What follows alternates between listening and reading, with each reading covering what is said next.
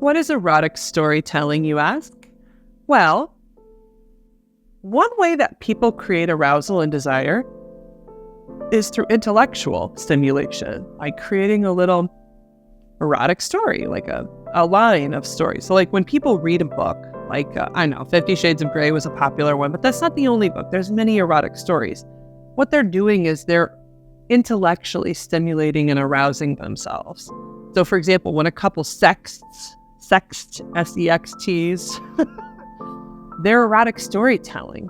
One of them might say, hey, what would you like to do to me? And then the other person gets to brainstorm and add, like, maybe if we did this.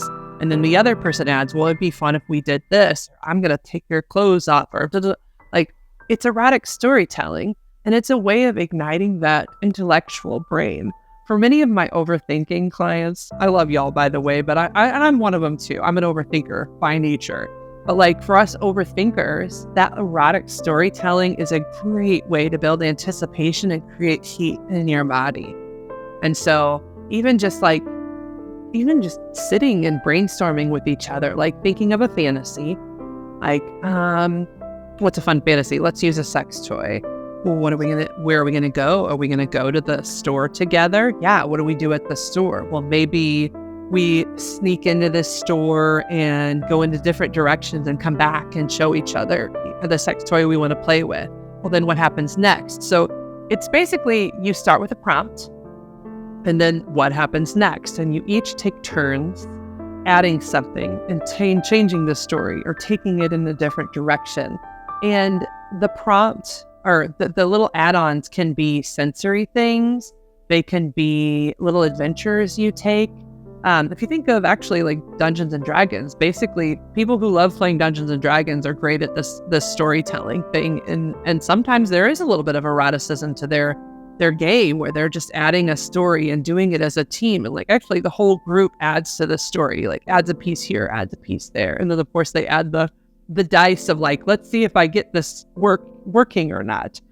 But so erotic storytelling is one way to get your brain going really hot and turned on by the sexual experience that could happen without doing anything, doing it in the safe place of your brain and through verbal communication. And for people who love that erotic storytelling fantasy, it really gets them sexual and feeling frisky.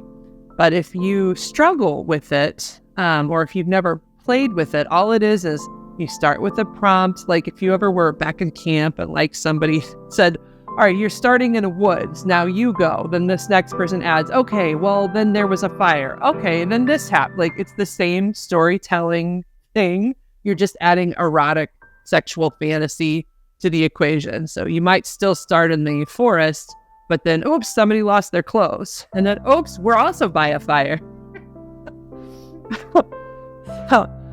It's not as hard as you think, but it does help to practice and play with it or to hear other stories from people if you've never done it before.